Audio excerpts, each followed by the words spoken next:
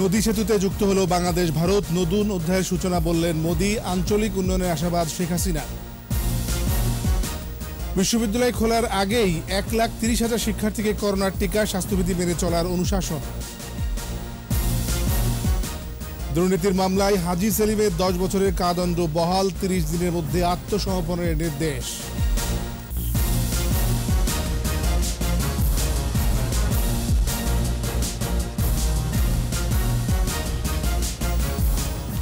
শুনছিলেন first security ইসলাম bank limited সংবাদ শিরোনাম। আমন্ত্রণ জানাচ্ছি রাত 9টার 21 সংবাদে। সাথে আছি আমি এমএজি ওসমানী। দর্শক, 21 টেলিভিশন সংবাদ একই সাথে সরাসরি দেখতে পাবেন আমাদের ফেসবুক পেজ www.facebook.com/2124 অনলাইনে।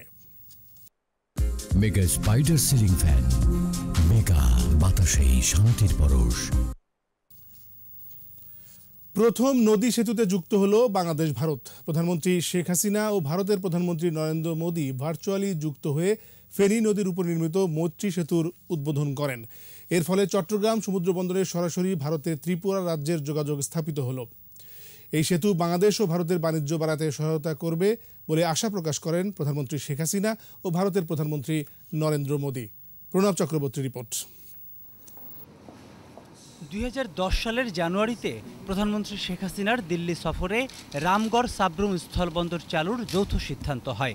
পরবর্তীতে 2015 জুনে প্রধানমন্ত্রী শেখ হাসিনা ও ভারতের প্রধানমন্ত্রী নরেন্দ্র মোদি ফেনী নদীর ওপর নির্মাণাধীন বাংলাদেশ ভারত মৈত্রী সেতু 1 এর ভিত্তিপ্রস্তর ফলক উন্মোচন করেন। সহযোগিতা চুক্তিসহ 21টি রামগড়ের মহামুনিতে 286 একর জমির উপর নির্মিত মৈত্রী সেতুটি 12টি পিলারের উপর দাঁড়ানো। বাংলাদেশ অংশে 8টি ও ভারতের অংশে রয়েছে 4টি পিলার। ভিডিও কনফারেন্সে ভারতের ত্রিপুরা রাজ্যের সাবরুম ও বাংলাদেশের খাগড়াছড়ি জেলার রামগড়কে যুক্ত করা সেতুটির উদ্বোধন করলেন প্রধানমন্ত্রী শেখ হাসিনা ও ভারতের প্রধানমন্ত্রী নরেন্দ্র মোদি। ভিডিও বার্তায় প্রধানমন্ত্রী শেখ হাসিনা বঙ্গবন্ধুর জন্মশতবার্ষিকীতে সেতুটির উদ্বোধনী অনুষ্ঠানের আয়োজন করায় ভারতের প্রধানমন্ত্রীকে ধন্যবাদ জানান। বলেন, দক্ষিণ এশিয়ার যোগাযোগ ও অর্থনৈতিক সমৃদ্ধিতে এই সেতুটি ভূমিকা রাখবে। I believe political boundaries should not become physical barriers to trade. We expect the framework that we are inaugurating today will also help Bangladesh to trade more easily, not only with India but also with Nepal and Bhutan. এই সেতু আমাদের দুই দেশের মাঝে শুধু সেতু বন্ধই রচনা করবে না, বরং ব্যবসা বাণিজ্য এবং অর্থনৈতিক উন্নয়নের ক্ষেত্রে বিরাট অবদান রাখবে। শুধু চট্টগ্রাম পোর্ট নয়, চট্টগ্রাম আন্তর্জাতিক বিমানবন্দরও ত্রিপুরাবাসী ব্যবহার করতে পারবে। বাংলাদেশ ভারতের পরম বন্ধু উল্লেখ করে ভারতের প্রধানমন্ত্রী নরেন্দ্র মোদি বলেন, এটি শুধু সেতু বন্ধন নয়, দুদেশের সম্পর্ক উন্নয়নে নতুন অধ্যায়। सबरूम और रामगढ़ के बीच सेतु से हमारी मैत्री भी मजबूत हुई है और भारत बांग्लादेश की समृद्धि का कनेक्शन भी जुड़ गया है। बीते कुछ वर्षों में भारत बांग्लादेश के बीच लैंड, रेल और वाटर कनेक्टिविटी के लिए जो समझौते जमीन पर उतरे हैं, इस सेतु से वो और मजबूत हुए हैं। সেতুর 240 metre approach road Ramgarh Chittagong প্রধান সড়কের সাথে এবং ওপারে প্রায় 1200 metre approach road Nabinpara Thakurpalli হয়ে সাবরুম আগরতলা জাতীয় সড়কে যুক্ত হয়েছে। 2 লেনের এই সেতুর দুপাশে রয়েছে ফুটওয়ে। প্রণব চক্রবর্তী, 21 টেলিভিশন, ঢাকা। করোনা টিকা দেওয়ার পরেও পুরোপুরি নিরাপদ না ভেবে স্বাস্থ্যবিধি মেনে চলার অনুশাসন দিয়েছেন প্রধানমন্ত্রী শেখ হাসিনা। মন্ত্রিসভার বৈঠক শেষে ব্রিফিংয়ে প্রধানমন্ত্রী এই অনুশাসনের কথা জানান মন্ত্রিপরিষদ সচিব। আর শিক্ষামন্ত্রী ডক্টর দীপু মনি জানিয়েছেন, 17 মের আগে 1,30,000 শিক্ষার্থীকে করোনা টিকা দেয়া হবে। জাতীয় পরিচয়পত্র না থাকলে রেজিস্ট্রেশনের বিকল্প ব্যবস্থা নেওয়ার কথাও জানান মন্ত্রী। এদিন 4 আইনের খসড়া অনুমোদন করে মন্ত্রিসভা। বিস্তারিত আকবর হোসেন সুমনের রিপোর্টে।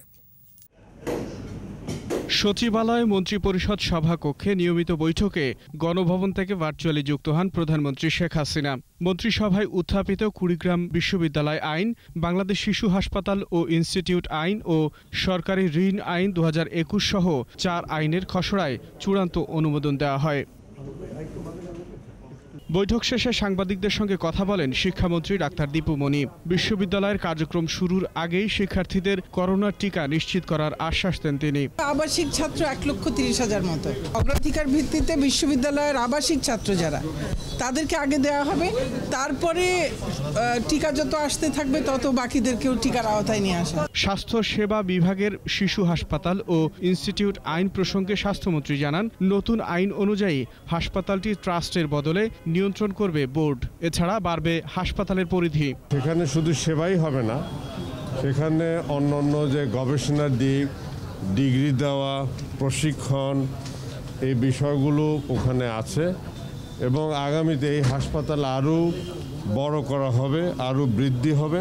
ব্রিফিংয়ে বৈঠকের বিস্তারিত জানান মন্ত্রিপরিষদ সচিব। করোনা টিকা ও স্বাস্থ্য সুরক্ষা নিয়ে প্রধানমন্ত্রীর অনুশাসনের কথা তুলে ধরেন সচিব। এক্সপার্টরা তারা কিন্তু আলোচনা করছেন যে আমরা যেন খুব কমফোর্ট ফিল না করি, কারণ গত বছর কিন্তু আমাদের পিকে উঠেছে সামারে, সুতরাং ইট ইজ নট অ্যাসিওরড যে এই বছরে উঠবে না।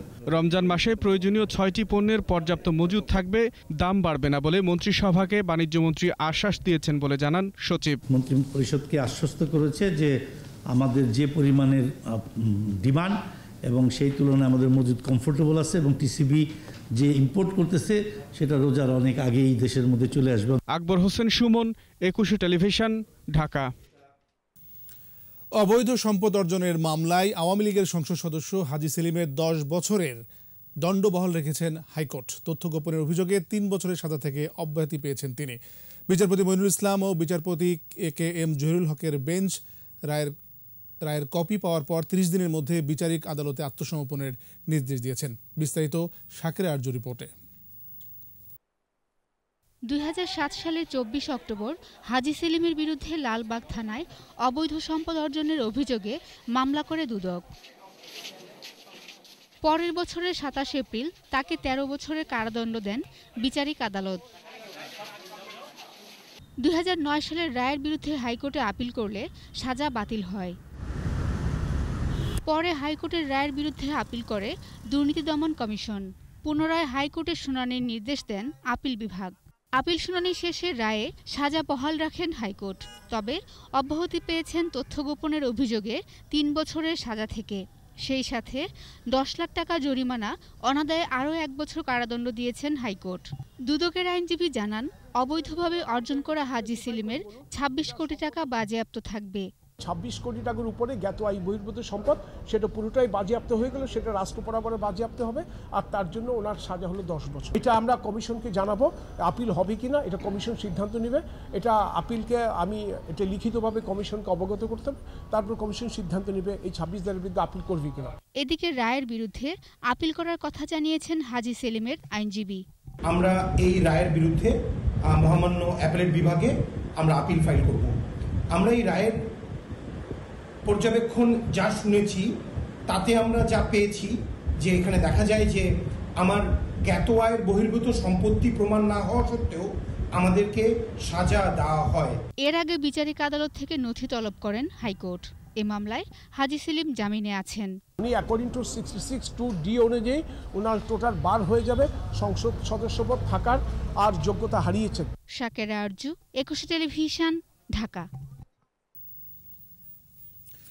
অর্থ পাচার করে কানাডায় পালিয়ে যাওয়া PK হালদার ও তার সহযোগীদের বিরুদ্ধে আরও 10টি মামলা করবে দুর্নীতি দমন কমিশন দুদক। মামলায় 37 জনকে আসামি করা হবে। তাদের বিরুদ্ধে 800 কোটি টাকা আত্মসাতের অভিযোগ আনা হবে বলে জানিয়েছেন দুদক সচিব। একই সঙ্গে 45 জনের দেশ ত্যাগে নিষেধাজ্ঞা জারি করা হয়েছে। বিস্তারিত জানাচ্ছেন দীপু সারোয়ার। 3,500 কোটি টাকা আত্মসাৎ ও অর্থ পাচারের অভিযোগ নিয়ে কানাডায় পলাতক আছেন রিলায়েন্স ফাইন্যান্স ও NRB গ্লোবাল ব্যাংকের সাবেক ব্যবস্থাপনা পরিচালক PK হালদার। ভুয়া ও কাগুজে প্রতিষ্ঠানের নামে 351 কোটি টাকার ঋণ অনুমোদন ও আত্মসাতের অভিযোগে এরই মধ্যে PK হালদার ও তার সহযোগীদের বিরুদ্ধে 5টি মামলা হয়েছে। এবার আরও 10টি মামলা দায়েরের সিদ্ধান্ত নিয়েছে দুর্নীতি দমন কমিশন দুদক। সেগুনবাগিচায় দুদক প্রধান কার্যালয়ে সংবাদ ব্রিফিংয়ে এ নিয়ে বিস্তারিত জানান দুদক সচিব। বিভিন্ন লেয়ারিংয়ের মাধ্যমে ভুয়া কোম্পানি ও বিভিন্ন ব্যক্তির নামে অর্থ স্থানান্তর ও রূপান্তরের মাধ্যমে গোপনপূর্বক পাচার করে মানি লন্ডারিং আইনের শাস্তিযোগ্য অপরাধ করায় মোট 37 জন ব্যক্তির বিরুদ্ধে পৃথক পৃথক 10টি মামলা কমিশন কর্তৃক অনুমোদন করা হয়েছে। মামলার অন্য আসামিদের কাছে সম্পদ বিবরণী চেয়ে নোটিশ পাঠানো হবে বলেও জানান তিনি। পিকে হালদার এর সহযোগী 33 জনের বিরুদ্ধে সম্পদ বিবরণীর নোটিশ জারির অনুমোদন দিয়েছে কমিশন। এছাড়া পিকে হালদারের সহযোগী ক্যাপ্টেন মোয়াজ্জেম সহ 45 জনের ইমিগ্রেশনের চেকপোস্ট বন্ধ করে দেওয়া হয়েছে যাতে তারা দেশ থেকে বের হতে না পারে। পলাতক পিকে হালদারকে গ্রেপ্তারে এরই মধ্যে ইন্টারপোলের মাধ্যমে রেড নোটিশ জারি করা হয়েছে। দীপু সারোয়ার, 21 টেলিভিশন, ঢাকা। নিচ্ছি প্রিমিয়ার ব্যাংক লিমিটেড সংবাদ বিরতি। নো মাস্ক নো সার্ভিস বিধি মেনে চলুন, সুস্থ থাকুন। যখন ফিরছি তখন অন্যান্য খবরের সঙ্গে আরও থাকবে। বাড়ছে করোনায় সংক্রমণের হার, মাস্ক ব্যবহার সহ স্বাস্থ্যবিধি মেনে চলার তাগিদ স্বাস্থ্যমন্ত্রী। আবারও আমন্ত্রণ রাত 9টার 21 সংবাদে। আবারও বাড়ছে কোভিড-19-এর মৃত্যুর সংখ্যা। গেল 24 ঘন্টায় 13 জনের মৃত্যু হয়েছে। এ নিয়ে মোট মৃত্যু 8,489, মৃত্যু হার 1.54%। স্বাস্থ্য অধিদপ্তরের সংবাদ বিজ্ঞপ্তিতে বলেছে, একদিনে 17,775 জনের নমুনা পরীক্ষায় শনাক্তের সংখ্যা 912। মোট শনাক্ত 5,52,087। নতুন 1,229 জন সহ সুস্থ হয়েছে 5,53,049। দৈনিক সংক্রমণের হার 5.13%। এ পর্যন্ত সুস্থতার হার 91.53%।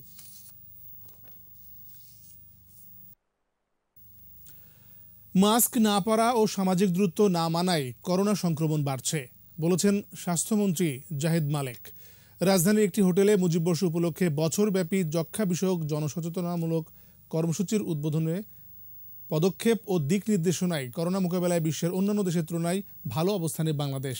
ভ্যাকসিন নিবন্ধনের সংখ্যা 50 লাখ ছাড়িয়েছে। সরকারের কেনা ও বিশ্ব স্বাস্থ্য সংস্থার সরবরাহ ঠিক থাকলে পরিকল্পনা অনুযায়ী ভ্যাকসিনেশন চলবে বলে জানান মন্ত্রী। যক্ষ্মা নিয়ন্ত্রণেও সচেতনতা বৃদ্ধির পাশাপাশি শনাক্তের সংখ্যা বাড়ানোর তাগিদ দেন মন্ত্রী।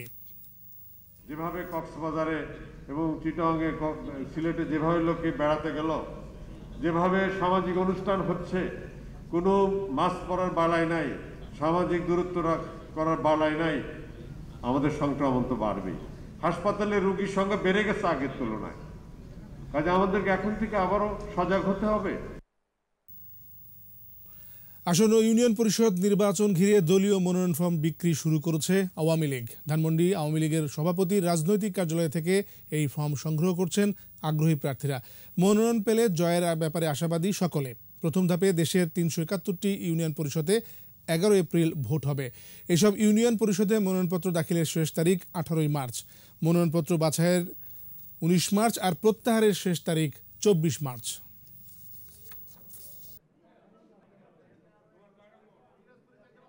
দানশির ইউনিয়নকে একটি সোনার মডেল ইউনিয়ন হিসাবে বাংলার বুকে জননেত্রী শেখ হাসিনাকে উপহার দিতে পারবো। যদি মনোনয়ন পাই তাহলে নির্বাচন করব, আর মনোনয়ন না পালি দলের বিরুদ্ধে যাব না।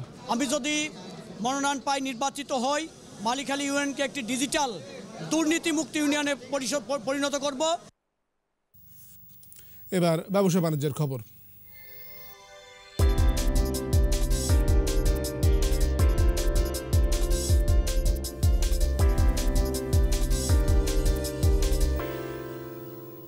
আবারও 1000 কোটি টাকা ছাড়ালো ঢাকা স্টক এক্সচেঞ্জের লেনদেন। মঙ্গলবার ডিএসসিতে লেনদেন হওয়া 358টি প্রতিষ্ঠানের মধ্যে দর বেড়েছে 80টির, কমেছে 157টির, আর অপরিবর্তিত ছিল 121টির দর।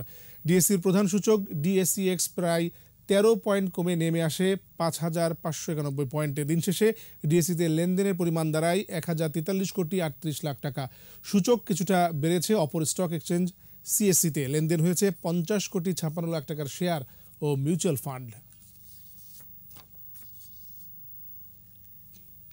আর এরই সাথে শেষ করছি রাত 9টায় 21 সংবাদ। যাবার আগে ফার্স্ট সিকিউরিটি ইসলাম ব্যাংক লিমিটেড সংবাদ শিরোনামগুলো আরও একবার। নদী সেতুতে যুক্ত হলো বাংলাদেশ ভারত, নতুন অধ্যায়ের সূচনা বললেন মোদি, আঞ্চলিক উন্নয়নের আশাবাদ শেখ হাসিনা। বিশ্ববিদ্যালয় খোলার আগেই 1,30,000 শিক্ষার্থীকে করোনার টিকা, স্বাস্থ্যবিধি মেনে চলার অনুশাসন। দুর্নীতি মামলায় হাজী সেলিমের 10 বছরের কারাদণ্ড বহাল, 30 দিনের মধ্যে আত্মসমর্পণের নির্দেশ।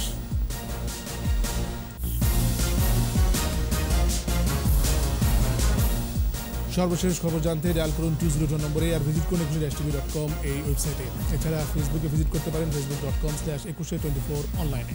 পরের সংবাদ রাত 11টায় দেখার আমন্ত্রণ হলো। স্বাস্থ্যবিধি মেনে চলুন, সুস্থ থাকুন।